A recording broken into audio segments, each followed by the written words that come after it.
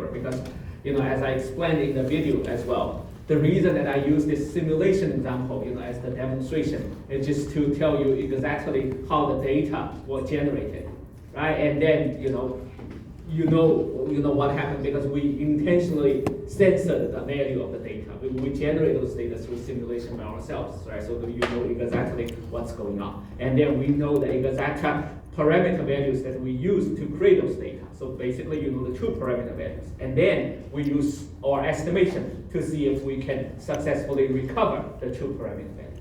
All right, so then they become clearer. Clearer than, using the real data.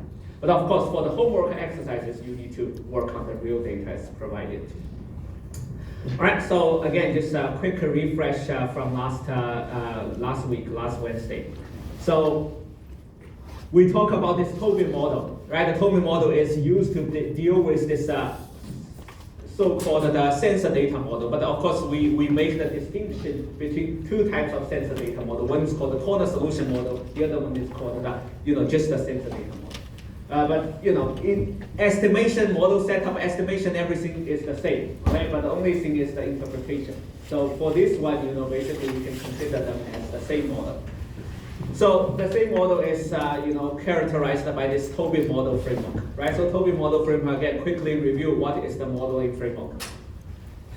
Usual problem, right? So, but now the only problem is that you don't see the y value that is below certain threshold. Well, of course, we just set that threshold to 0, normalized to 0. So you don't see those y values that are below 0. For those y values that are below 0, you only see 0. Okay? So that's either the corner solution or the sensor value. So it's 0. So, but other than that, you see everything. Okay, you see all the x variables for those observations where the true y were below 0. You see all the observations, and you see all the x variables for those observations. And for those observations where the y value is positive, you see everything. You see the x values, and also you see the actual y value. Okay? So the only limited information that you don't see is the y value that falls below 0. Then for those values, you only see 0 as the y value. Then how do we estimate that? Can we ignore this issue and just simply treat all those data, all those values as usual and estimate the linear regression model? Well, we cannot, right? So later on we'll see there will be bias for sure. Okay?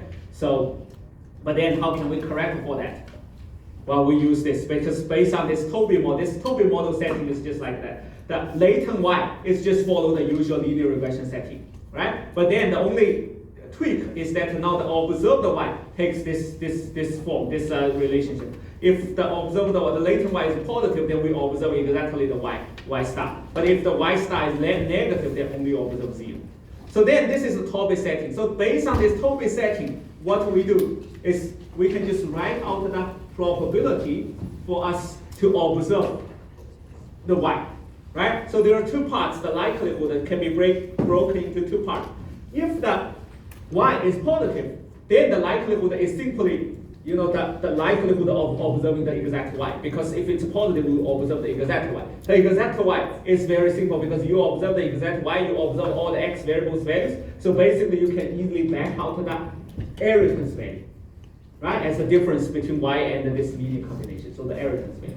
But then because we assume the Ayrton follows this normal distribution, right? So then essentially the likelihood of observing this y is equal to the likelihood of observing that exact value for this Ayrton, right? Then which you can easily write out because you know the distribution. So that's just the PDF of this normal distribution.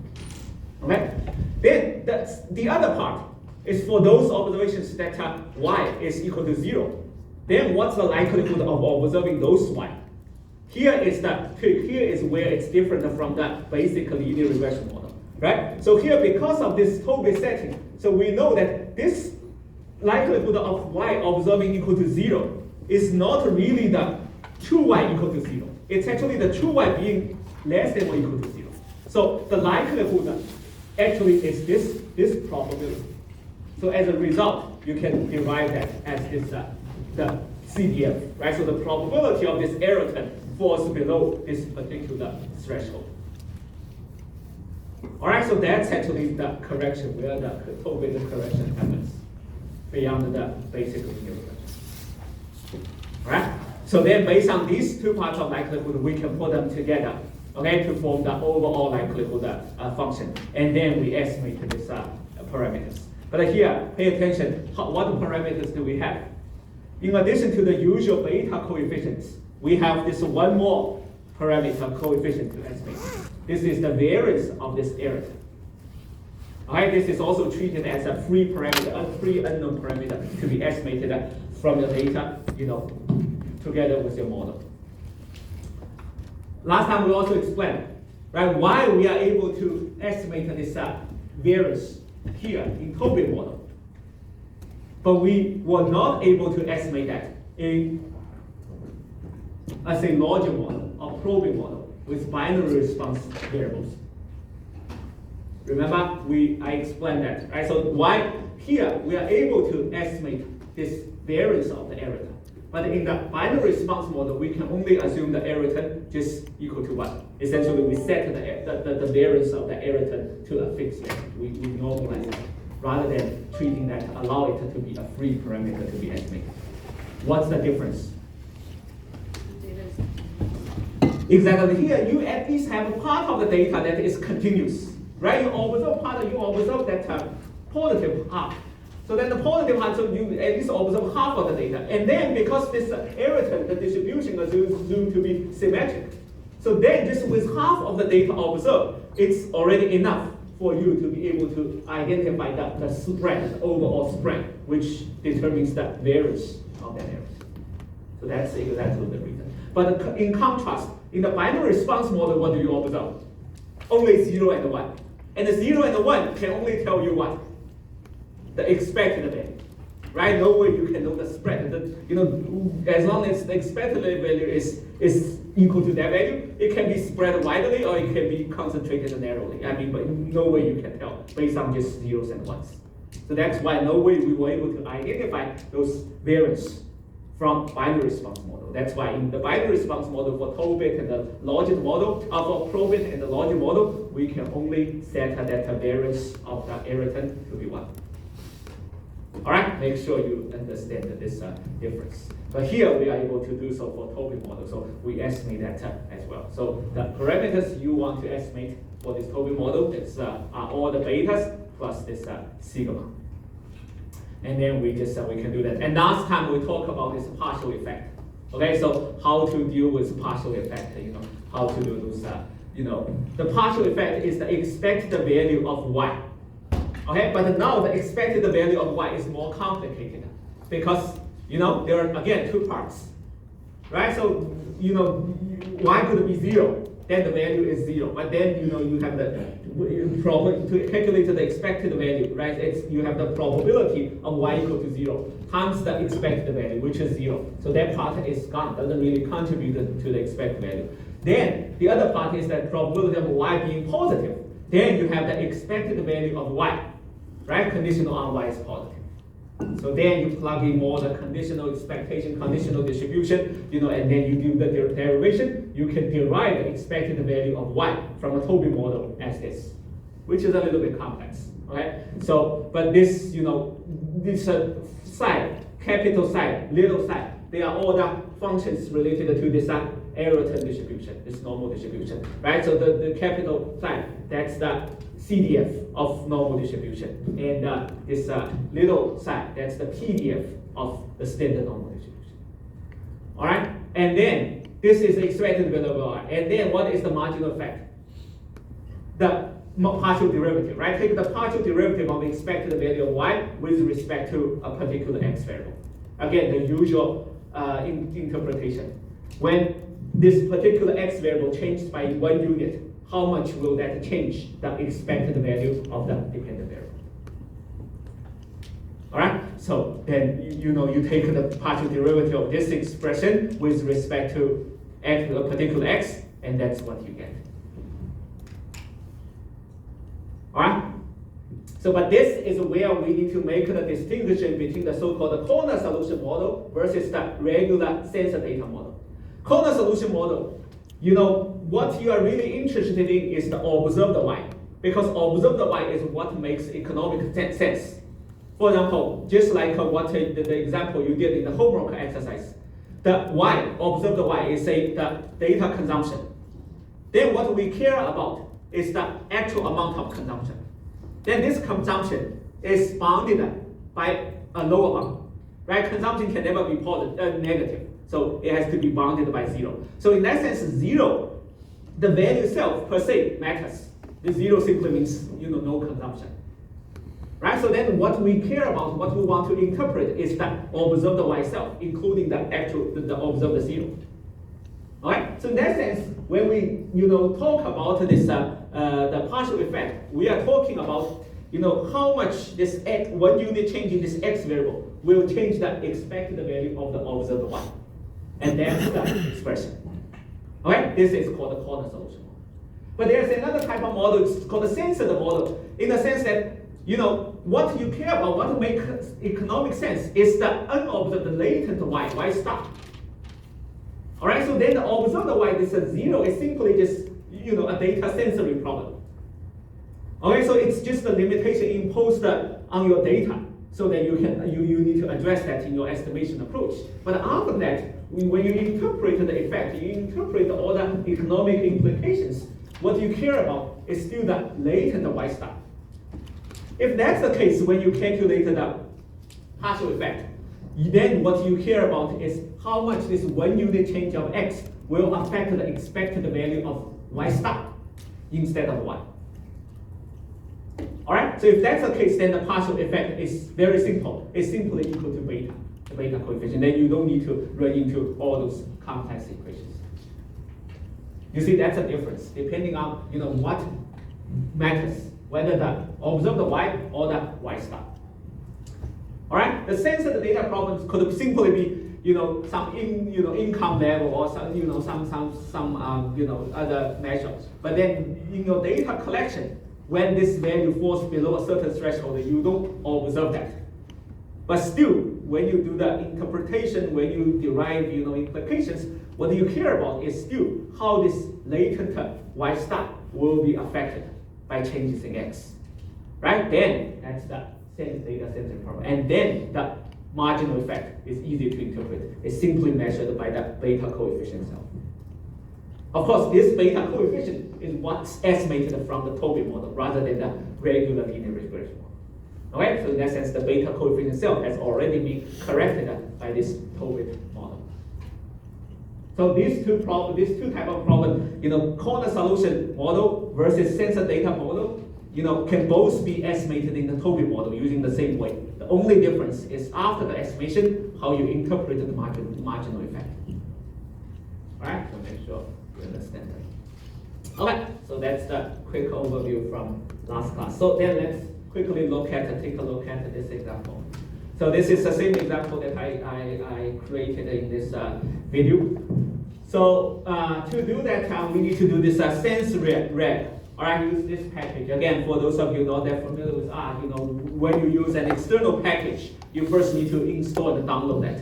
Okay, so we're going to use a lot of external package on those different type of models and methods. So in order to download that, you first need to run this statement called install.package.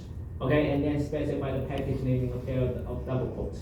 And this step needs to be done only once on your computer. Once it's installed, the package is there available to use again. Okay, so the next time you use that package, you don't need to install it again. Okay. But then after the installation, you need to load that package into the current R session into memory. So that's one we use this library statement. And this step needs to be done every time you restart your R session. All right, so after the installation, every time you want to use this package, you have to use this library statement to load that package. And when you use library, you don't need to use the double quote. Just simply put the package name. And again, remember this R is case sensitive, so when you specify the package name, you have to follow exactly the same spelling. All right, here the package we're going to use is called the Censored for censored regression.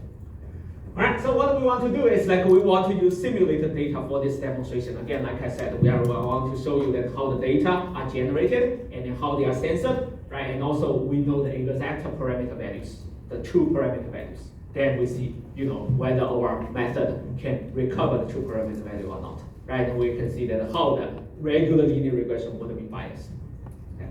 So how to simulate the data? Actually, this is a very useful skill, for you guys to pick up as well. All right. So when you test you develop your own model, your own method, right? You can first test based on simulated data.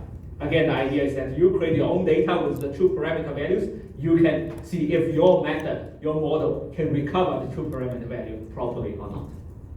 All right, so that's something you can do. Our research as well is we develop a new model. We often first test it based on simulated data. If it performs well on simulated data, then we can apply to real data, and then we can trust that our finding, our estimation result makes sense.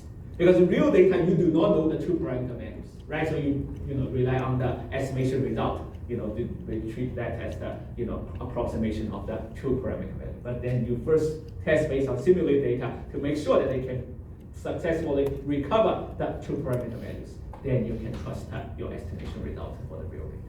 All right, so that's a skill that is very useful. So then how to simulate the data? So we simulate a very basic, very simple data set, right? So first of all, you need to we only have one x variable, okay, and then simulate the corresponding y variable. So then the x variable, of course, you need to create some variation in the x values, right? Just like what you will have from the real data. So then we just of course you can create any kind of variation in x values. All right. Usually for the x values, we do not specify any distribution, anything. Basically just given all those x values, collected from the data from the population. Then what we really model is how y is generated, right, given all the x values. But still, you need to create some variation in the x values. So here, let's just do very simple variation. Just let's say all the x values are drawn from a uniform distribution between 2 and 6. All right, very simple, just from 2 and 6, uniform distribution. So we just randomly draw values. Okay, and then how to do that? I told you, right? So for each known distribution in R, there are a series of functions. Remember, there are 4 functions that we can use. We actually already used some of them. Anybody can recall those functions. For each known distribution, for example, normal distribution, for example, here the uniform distribution, we can use a set of 4 functions to get the density, right? The CDF function, the PDF function, and the quantile function, and also the random draw. All right. For CDF function, you use this P function, called the P function. That's the CDF. PDF, that's a density function, so use D. All right. And then the quantile function, use Q. Okay. And then random draw, use R. All right. So here we use this R function, R unif. Simply just we want to do random draw from uniform distribution. All right, this will allow you to do random draw from uniform distribution. If you want to do uniform from normal distribution, then we do R norm. Okay? And then this, several arguments. The first argument is how many values you want to randomly draw from this uniform distribution. Okay, let's say 100. That means we want to simulate 100 data observations. Right? To 100 random draws of 100 set of x values. And then the next 2 values, because it's a uniform distribution, we specify the range.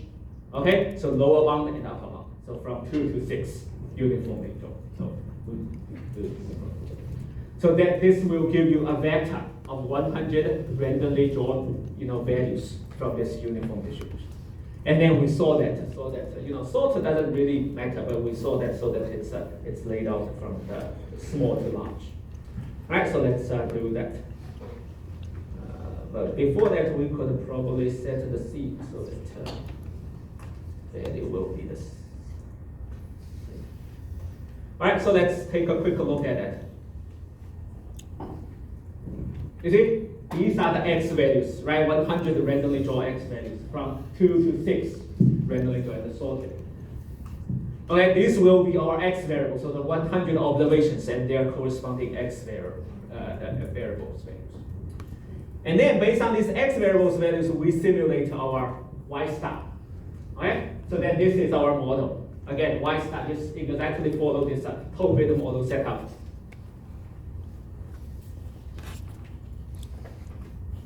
Just follow this Truncated model setup, right? Y star, it follows a regular linear regression structure with respect to x variables. Here we only have one x variable, so it's beta 0 plus beta 1 times x plus this u plus error.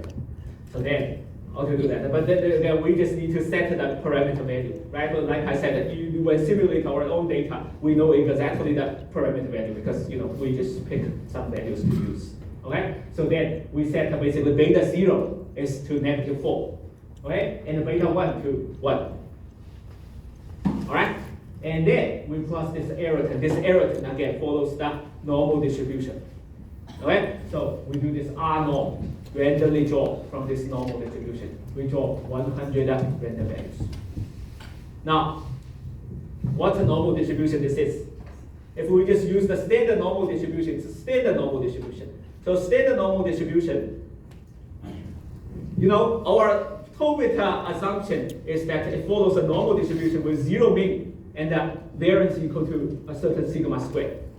So standard normal distribution has what? 0 mean and the variance equal to 1. So by doing so, what we implicitly assume is that the sigma squared is set to 1. Alright? So that's the setting. So now we have all the values, true values for the 3 parameters. Beta 0 is set to -4, beta 1 is set to 1, and the sigma squared is also set to 1. Alright, so that's our model. And then we just do that. Okay, and then we can just take a look at the y star. You see, these are simulated y star values. Alright, and then the Truncated model. Right, so the actual observed y is a censored version of the latent y star. So for all the positive values, we observe the exact y star, but for the negative values, we observe only 0. So what we do is just to intentionally, explicitly do a censoring. Alright, so we set all the y star to y first, but then we censor all the y values where the original y star is less than 0. Censor them to 0. Alright, so this step is data censoring. We're explicitly doing the data censoring. Alright, and then after that we can just take a look at the censored y. You see?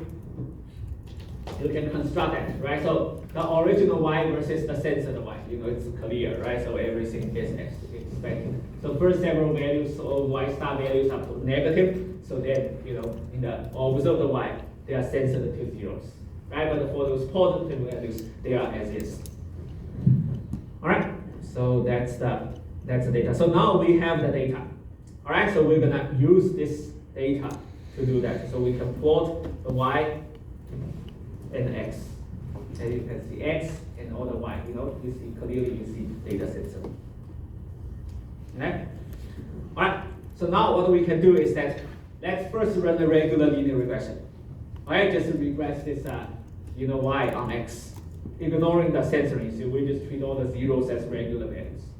Then how will that regression line fit? Just run the usual regression, right? So usual regression LM and y, that's observed y, right? Kill that, according to based on x. And save the result. And let's take a look at the estimation result. Again, linear regression only estimated beta 0 and beta 1, right? You see the estimated beta 0 is what? -1.3. What's our true beta 0? -4. You see it's quite off, right? And the beta 1, estimated beta 1 from this linear regression is what? About 0.5. What's our true beta 1? 1. You see, quite off. Okay? So then we can plot this regression line onto this plot. You see, that's the linear regression line. Alright, but what is our true line used to simulate the data? We can plot that. The true line, we use the AB line, right? So the intercept is -4. The slope is 1. You see, this is the true line we use to simulate data. You see, quite off. All right, now think about that. How is linear regression biased? The negative values are pulled up, so the average is pulled up. Yeah, so the slope is what? Underestimated or overestimated by regular linear regression? Underestimated. Why?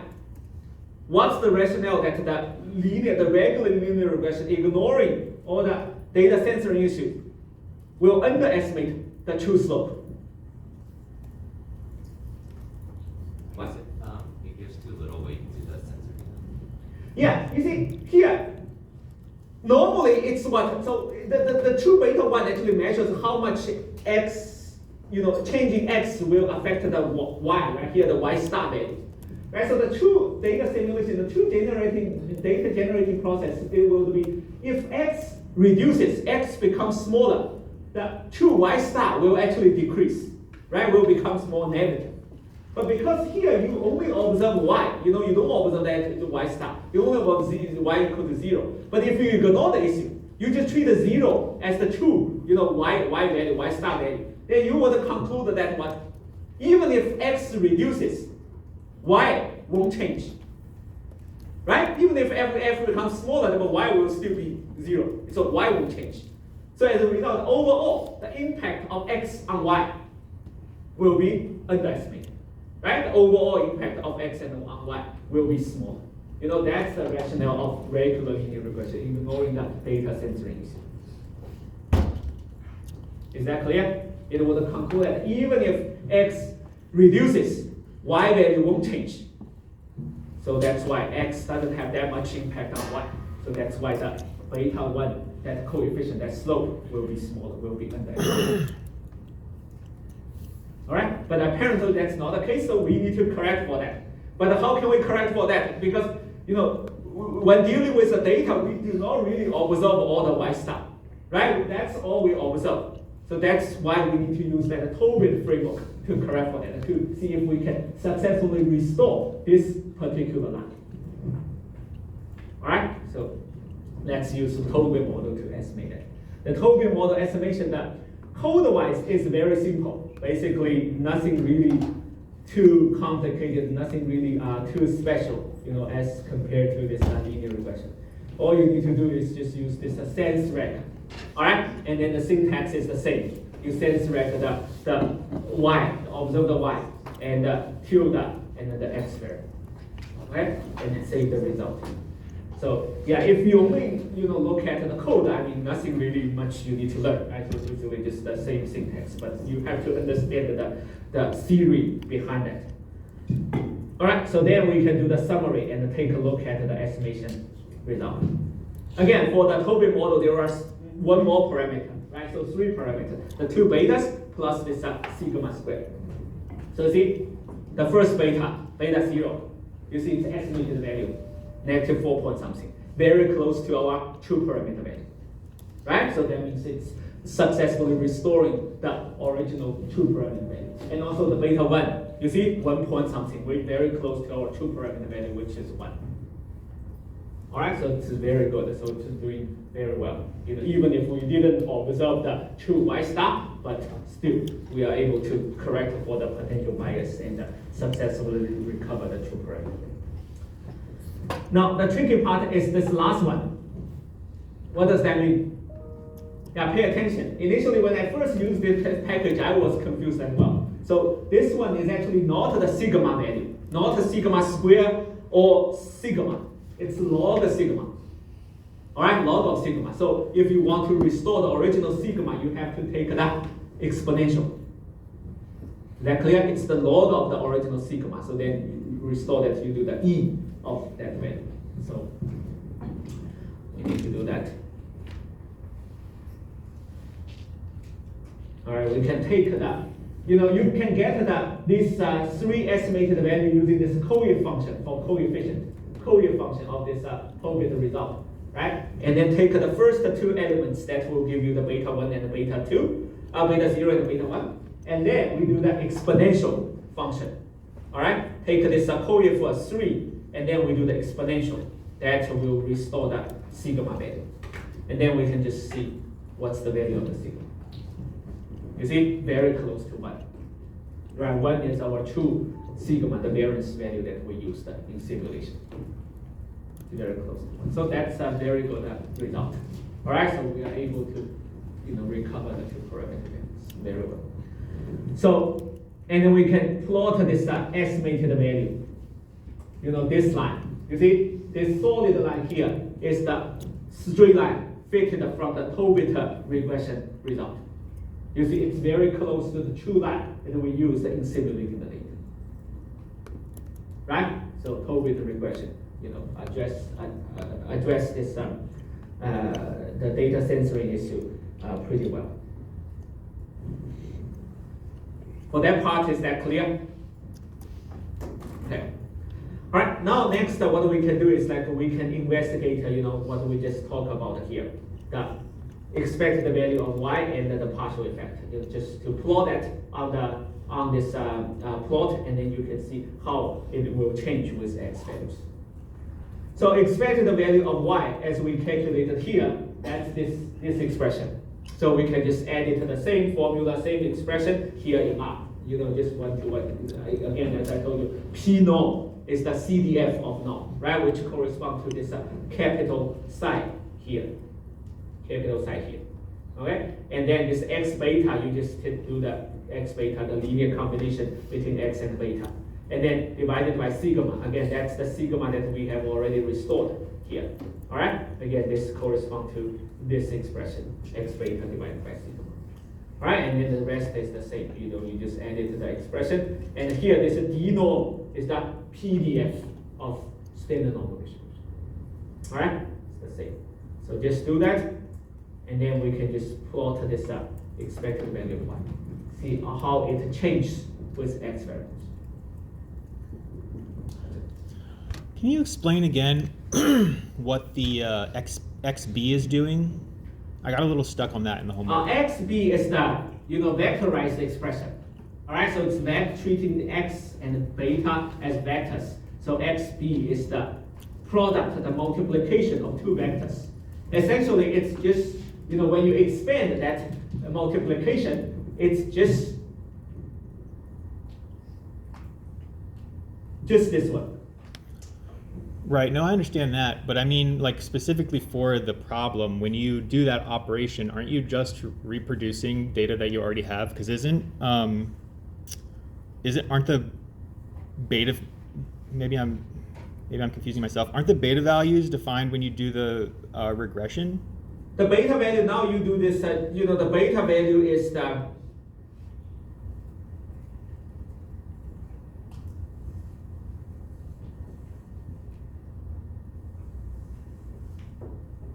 actually, you made a good point, because now we know the true beta. We actually could use the true beta. Okay.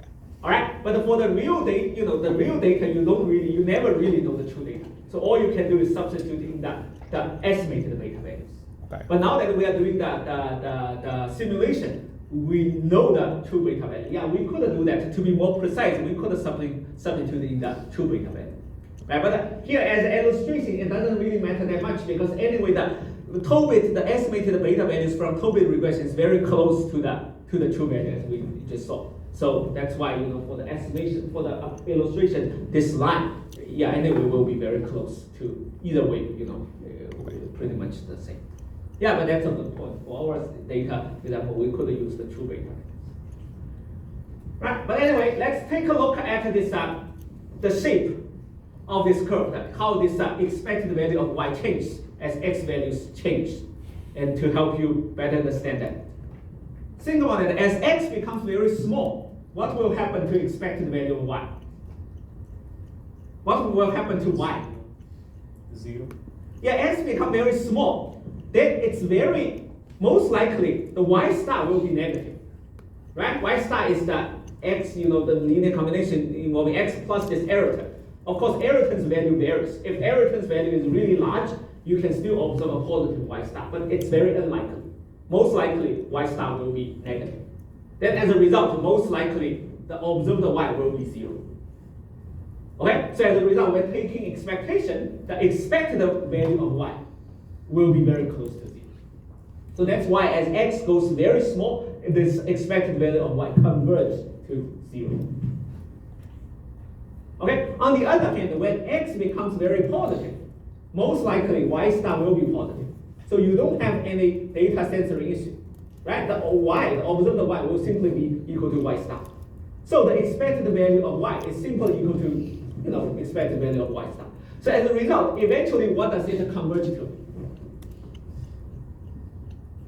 The expected value of y star, right? Expected value of y converges to expected value of y star when x becomes very, very large. So then the expected value of y star is equal to what? Actually, it's converged to this straight line, right? Because the expected value of y star is simply equal to beta 0 plus beta 1 times x. So it's depicted by this straight line. So that's why when x value is really large, this expected value of y actually converges to this straight line. But as we see, the relationship is nonlinear in between. All right?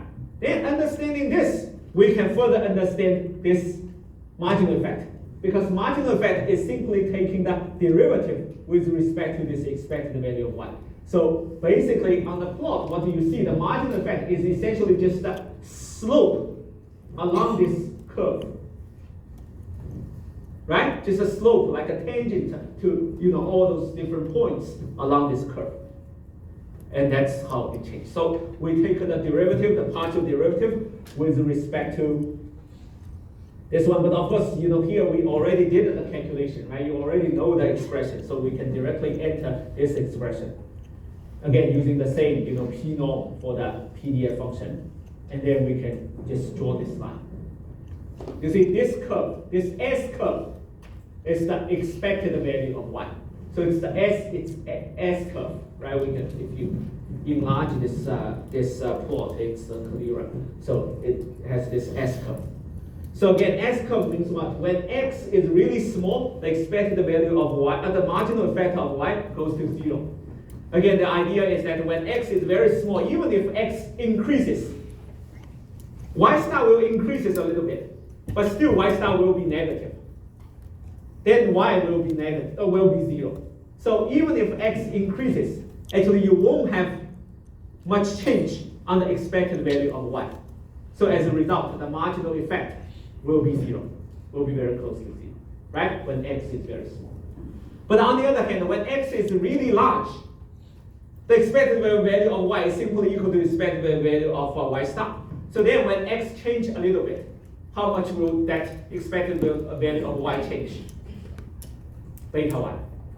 All right, so when x is really large, actually the marginal effect of x converges to beta 1. So as you can see, this line eventually, this horizontal border, eventually this S curve converges to is just equal to 1, which is the beta 1 value we used in simulation.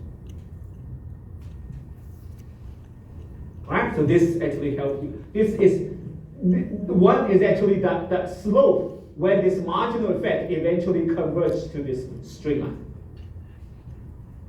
Everything holds together, everything is consistent, right? From the with consistent with our theory. All right, so this is just show you that how this marginal effect changes. But as you see, the marginal effect is not a constant. It changes with the value of x, according to the Tobin model. All right, so that's important. It changes with value of x, and it increases with the value of x. This S curve is actually uniformly, monotonically increasing in x. Of course, the rate of increase, is changing, but it's always increasing. So as x becomes large, the marginal effect, its marginal effect on the y value, on the expected value of y, is increasing. All right, never constant. So this is, different result from the regular linear regression. Actually, this is a favorable result. Okay, that's more realistic. The marginal effect should change with the value of x. Same rationale as what we kept emphasizing for this binary response model. Right, but instead, if we plot the marginal effect according to the regular linear regression model, what will that be? It's a constant. And it's simply equal to the estimated beta 1 value, which is at this value, about 0.5. Now you see the true marginal effect from the Tobin model is changing, right? Change it from 0 all the way to 1. You see, how will regular linear regression tell you the marginal effect is constant at about 0.5? And what does that mean? It just take a constant, right, as an overall approximation. You know, it's basically it's like a middle, the average value from all the changing marginal effects, right? And take this constant and just estimate the marginal effect as an average marginal effects, you know, as x value changes.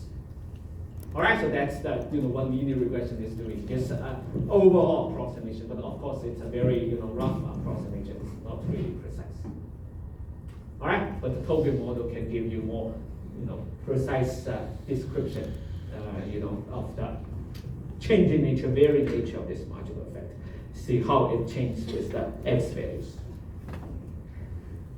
All right. Again, hopefully this example can help you better understand, all those equations, that we talk about things like.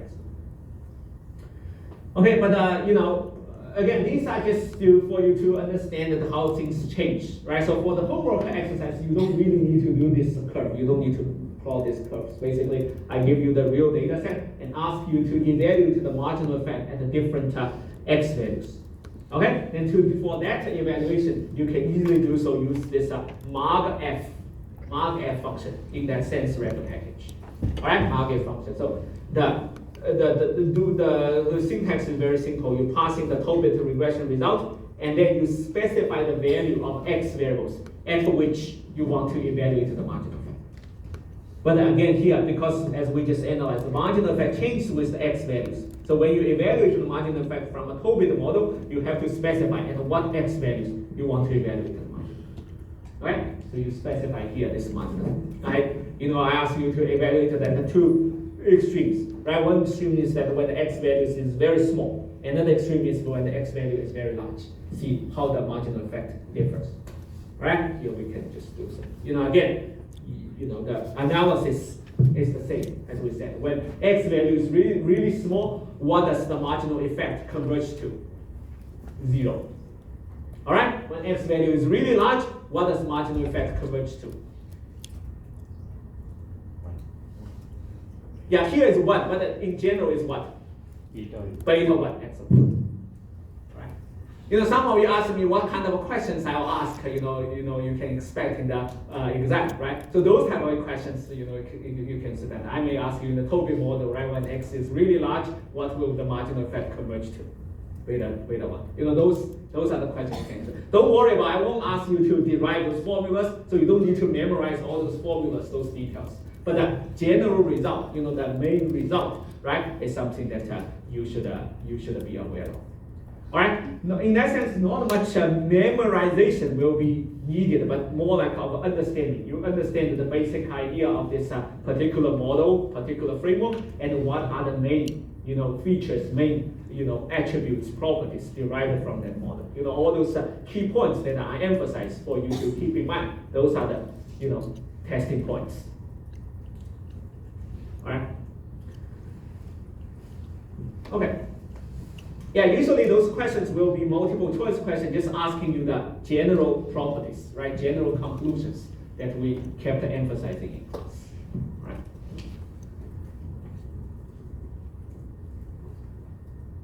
Okay, any questions about this part? All right, and then what I want to then quickly demonstrate is another part. Last time we also talked about another type of model, which is actually different from the censored data model. It's called a truncated data model. Truncated data model is what? What's the difference? We don't have data of x values for.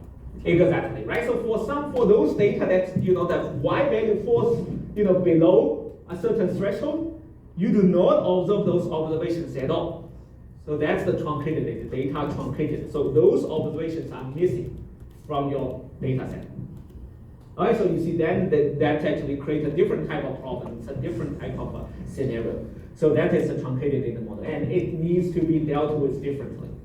Okay, because of the observation is totally missing, so you don't observe those observations. You don't know how many observations there are, and you don't know what are the x values for those observations.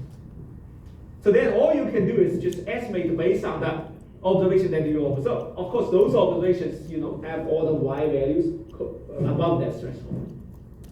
And what you can do is you formulate the likelihood function based on that.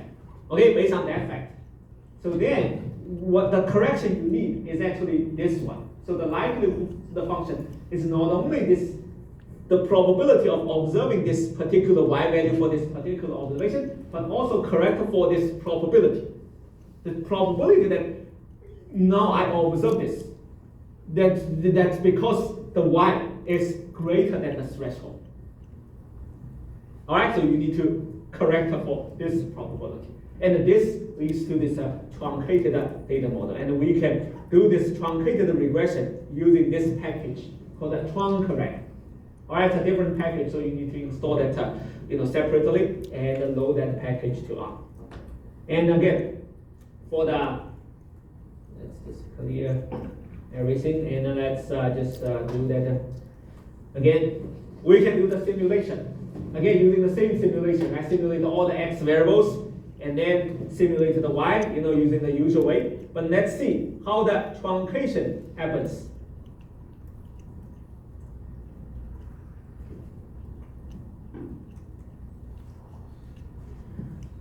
All right, let's first plot all the simulated data. These are all the simulated data with the original y. All right, then what is the truncation? The data truncation essentially, you see, that's what I did here. The complete data package is all the data, all the 100 data points I simulated. But I only take the subset from this complete data package where this y value is positive. All right, basically I throw away all those observations where the y value is less than or equal to 0. So that's the data truncation, right? Different from that data censoring issue that we simulated previously. So that the sample is actually the data sample that I actually observe. So let's just see. This is this. Those solid dots are the data that we observe in our sample, but the other dots are totally missing from our data sample. So that's the data. Now for the truncated data, if we estimate the regular linear regression only based on the observed sample, what result will we get?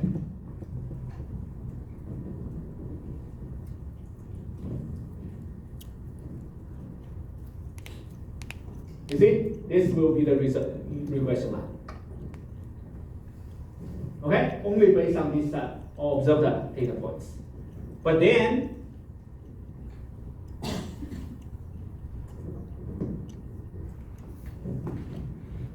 if we estimate the Truncated, we use Truncated to estimate the regression based on this observed data. You see, using the data, use the sample as the data set. Then that's the line that we're going to get. And this line is actually very close to the original data set.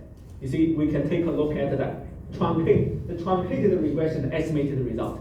You see, beta 0 is very close to -4, right? Beta 1 is very close to 1, which are the true values.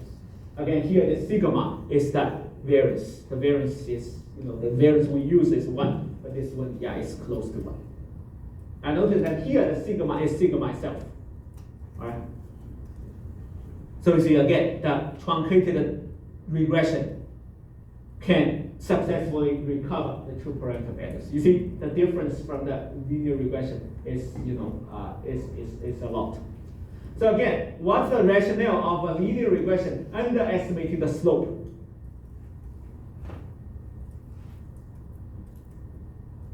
Same reason, because now in your data set, you will observe very few observations with smaller x, right? For those smaller x, so those few observations with smaller x you observe, their y value will happen to be positive, because only so can you observe them in the data. You see? So then your conclusion, if you ignore the x, you just run the linear regression, your conclusion would be, even if x is small, still the y value is not as small. Right? The y value is large. So that's why x shouldn't have much impact on y. That's why the slope of x will be underestimated. right? But the actual data generating mechanism is that there are a lot of data points when x is small, the y value is very negative, but you wouldn't observe them simply because they are truncated. All right? Then the truncated regression will recover that. Will adjust for that case. I'm not sure if I missed this. How does the truncated model know which values you expected to be truncated? Like what other values not the negative ones are truncated? Yeah, good point. They do not know. They only do that. All the estimations are based on the data that you have observed. So based on all the x values you have observed. You do not know the x values for those observations that have been truncated. All right? So all based on that. But what you do is like you correct for the probability that you observe that particular observation. You see, you correct for the likelihood of you observing that observation. You know that the chance that I observe this observation is not only the likelihood for that particular value per se, but also need to be adjusted by the probability that this y value falls within the observed range. That's the correction done by this truncated data. Is that clear? So this is the normal distribution. The likelihood function would only be the denominator. But here in the truncated regression, the likelihood function becomes this one. So divided by this. So it's the conditional sort of the probability. That's the correction done. Does the model in R, does it know the threshold? Like where It knows the threshold. Yeah, that's your model. Yeah. It knows the threshold, and the threshold can be set either way. So here we set, this one we set the threshold as the upper bound, right? So just for simple, the expression. So we set the threshold to be upper bound. So here you see the probability is just the CDF of C. So basically it's the probability of this y value falls below that upper bound. All right? But if it's lower bound, it's just simply 1 minus that one. So that's basically all. So but the Tobin model works either way, for upper bound, lower bound, or even with both upper bounds and lower bounds, it also works. Can we set the value of C manually in the R function? Yes, you can. Does that The Truncated, yeah, you can set that. Does it detect it based on the data? Will it choose a value? Oh no, it doesn't detect. It's your setting. Okay, by default it's 0. Yeah, by default it's 0. Yes, it's your setting. So you need to know that. Usually it's the data collection. It's the truncation or censoring is from the data collection mechanism. Or for example, you have like the survey data, right? You set the upper bound and lower bound in terms of collecting the values for this particular value. But with your income level, right, greater than certain value, you only, leave that option, just greater than that value. Then that's all you observe, right? Or less than certain value, then that's all you observe. Then that becomes your upper bound and lower bound. All right. All right. So that's the difference. Okay, so that's all we want to talk about. Again, here, because these two types of problems are different, right? The data generating process, the data that you are facing are different, so they need to be dealt with differently. And actually, this one is very useful. All right, so we don't have time to go further deep into this, along this direction, but this is very useful. This is the correction of the data selection bias. Actually, you could further generalize that to account for, the general data selection bias. You have a sample, right? You have selection bias. Then you can correct it that way. And it can allow you, it's no longer a random sample from the population, right? It's a biased, the bias selection from this random sample. Then how can you collect, if you know how the selection is biased, then you can incorporate that selection probability into the likelihood function to account for that selection bias. So it's a very general approach. All right. Yeah, if you are interested, you can just read the corresponding chapters in that Woodridge, that book, about this correction for selection bias. Yeah, so very useful approach.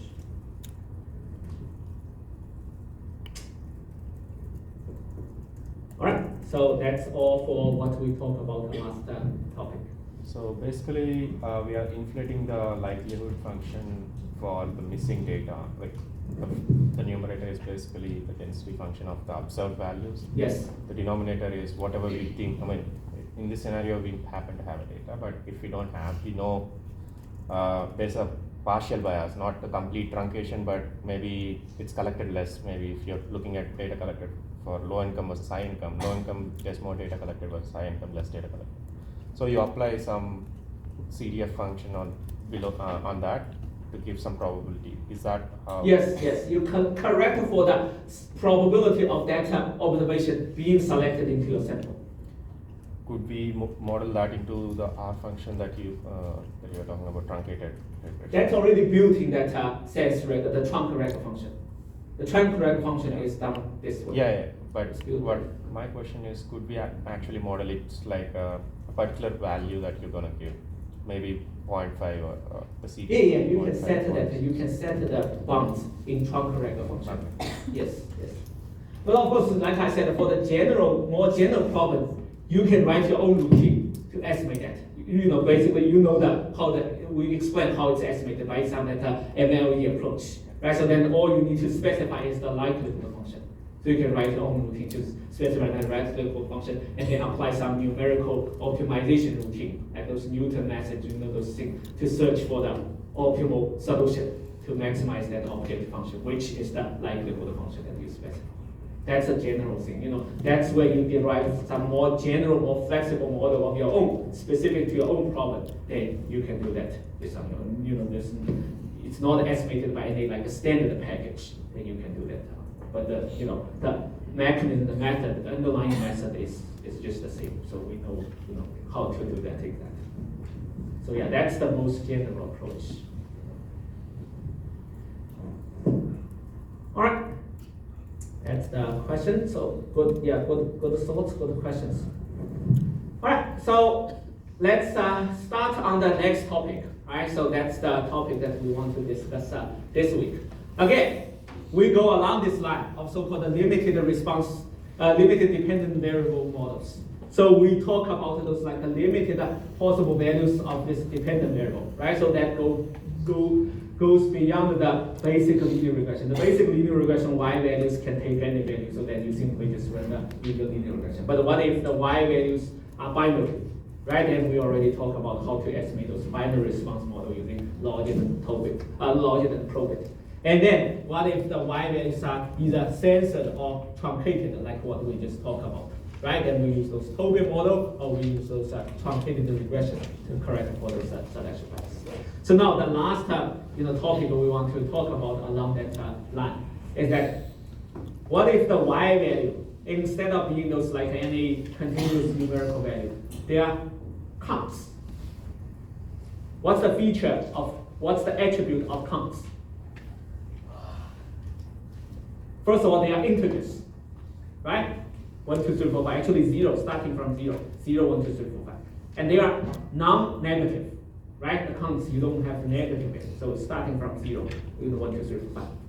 But what else?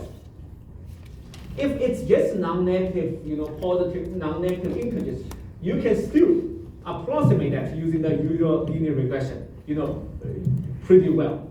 It doesn't need to be so precise. You can still estimate the value, as like 1.1, but still it's a good approximation for 1, for cont being 1, right? So if it's only discrete value, it's only integers, then linear regression can still work, reasonably well as a reasonable approximation. But what's really created the need of a different treatment for the setting is that what if those conts are not, usually they are small number. All right, small number, a few, like a single digits, like 1, 2, 3, a few. For example, you want to model that the number of times, right, a particular customer want to visit this store, or the number of times, customer visit a certain website, that in general, the number of counts. And if the value is not very large, usually like a single digits, it's a few values. For most of them, maybe most customers only, do not count, right? Most of them only count once. Then a few of them, some of them come like multiple times. So the distribution, the possible distribution of your y variable values are, many of them are 0 and many of them are 1. and then a few of them are like 2, 3, 4. Okay, those values. If that's the case, okay, you cannot simply just run a linear regression to estimate that, because then it will be a very poor approximation. Because linear regression essentially assumes that, you know, depending on your assumption of your error time, right? If you assume that the normal distribution, essentially assume that the y value sort of follows this normal distribution continuously. So then apparently what we just described, those, you know, type of distribution of that y values are far from nothing close to that continuous normal distribution. So if you apply this linear regression, that will be a very poor approximation. So we need to deal with that separately. Right? So for this type of problem, that we need to introduce this cont data model, right, to model it. Right. So the cont data model, you know, the leading example, the representative model we use to model those cont data is the so-called Poisson regression model. Anybody has learned about that? Poisson regression model, right? So Poisson regression model is built based on this Poisson distribution. All right, so and then that can be derived from this so-called Poisson process as a random process. Anyway, we just directly start with this Poisson distribution. So Poisson distribution is defined this way. All right. First of all, keep in mind the Poisson distribution is a distribution about a discrete valued random variable. All right, this focal random variable where this distribution is describing is a discrete valued random variable. So it takes discrete values. It doesn't take continuous values. So in this sense, Poisson distribution is different from normal distribution. Right? Normal distribution, logistic distribution, uniform distribution, those distributions that we are familiar with, those are for continuous values, continuous variables.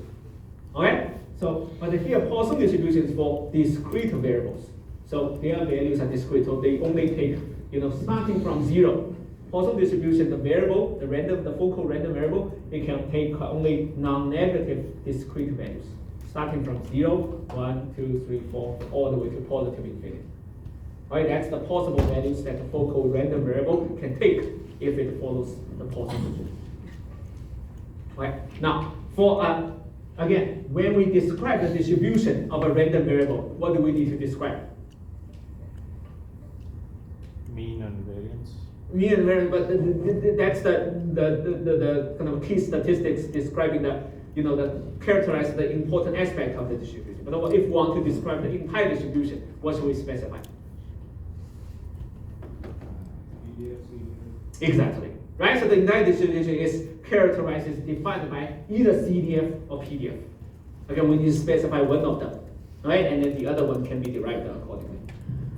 So, but the PDF and CDF, keep in mind, that's for what? Continuous variable.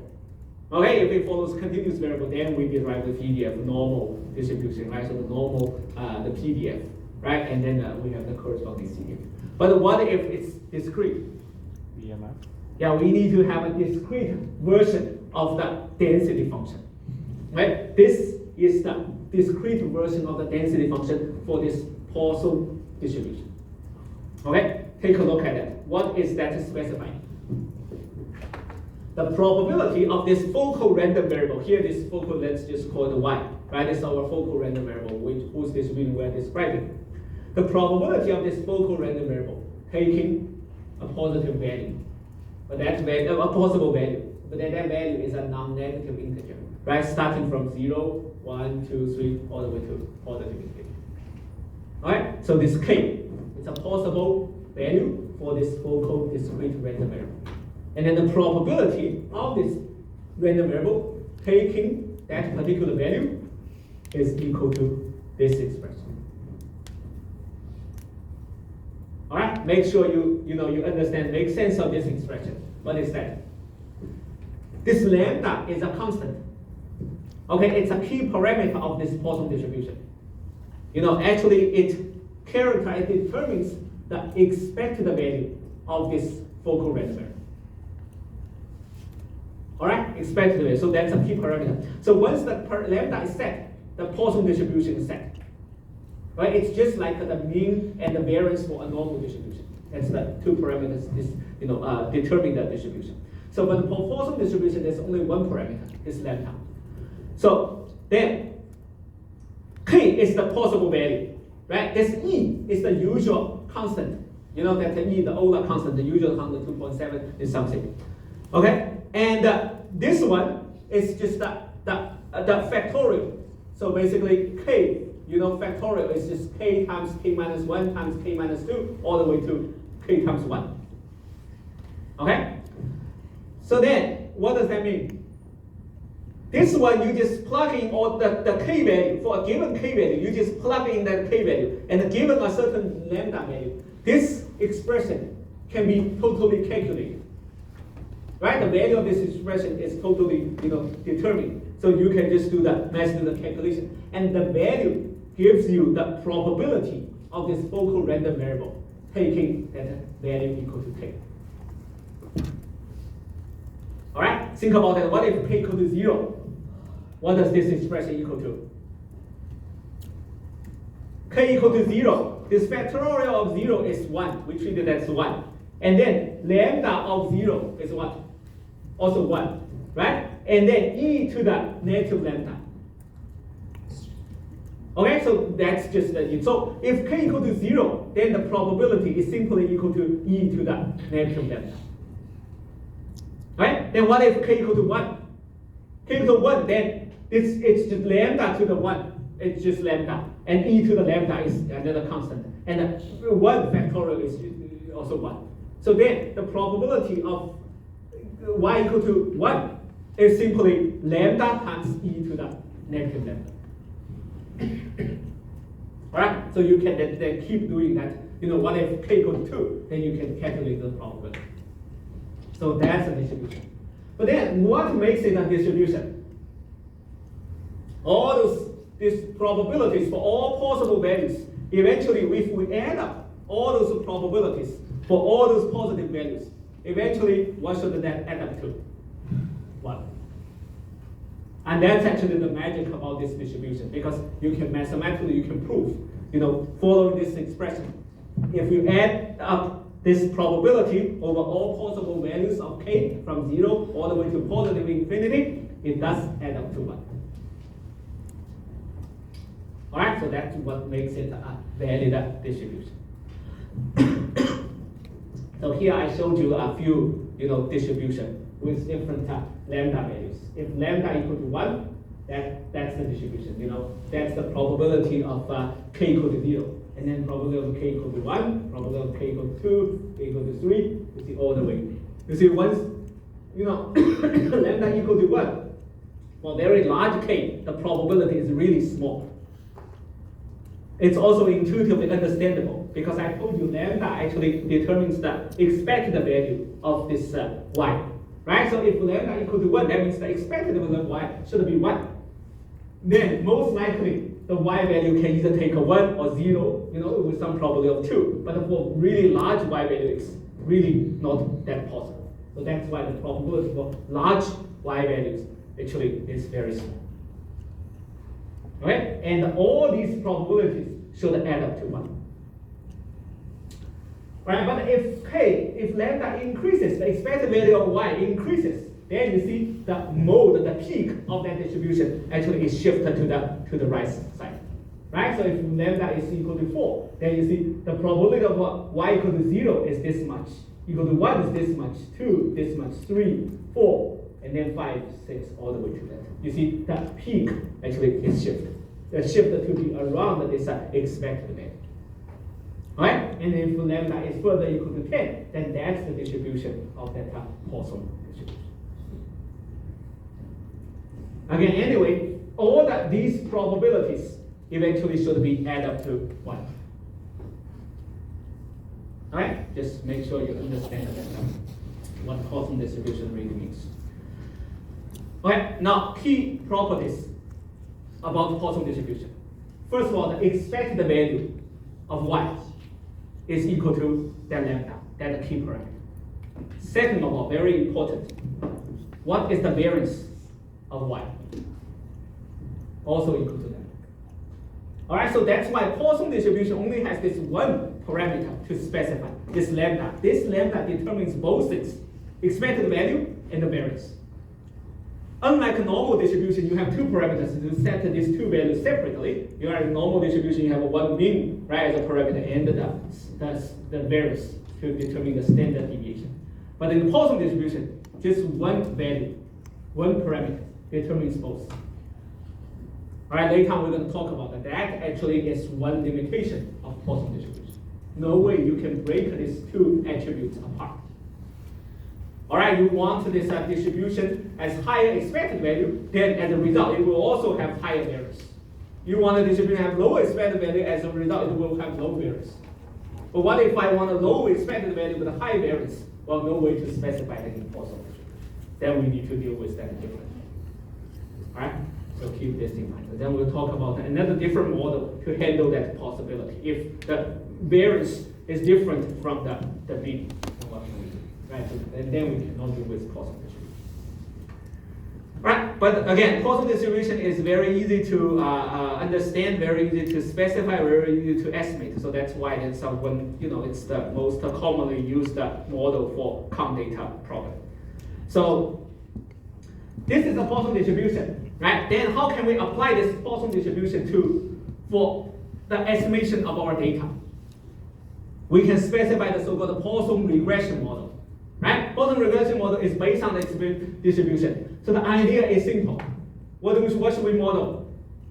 We model again, now we are dealing with in the framework of this cont data model, right? So now the y variable, the dependent variable, is the cont.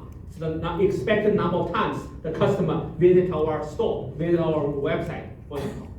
Alright? So there we observe all those usual x variables for each customer, for example. Then how should we do this? How should we estimate? Okay, what attributes of customers will affect their expected time, the expected visits to the store, to the website, right?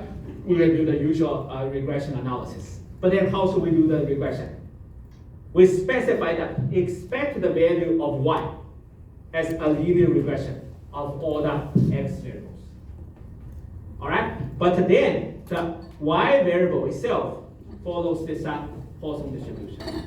So the probability of this y equal to any non-negative cont is specified by the Poisson regression. Here, this expected value of y, right? We put that in the exponential of this x beta linear combination. And this one becomes the lambda in the standard Poisson distribution. So then, the probability of our dependent variable equal to a non-negative cont is equal to this. Right? Again, here is exponential of x beta combination is simply the lambda in the standard Poisson distribution. You see? So it's this one lambda to the k times e to the negative lambda divided by the k factorial.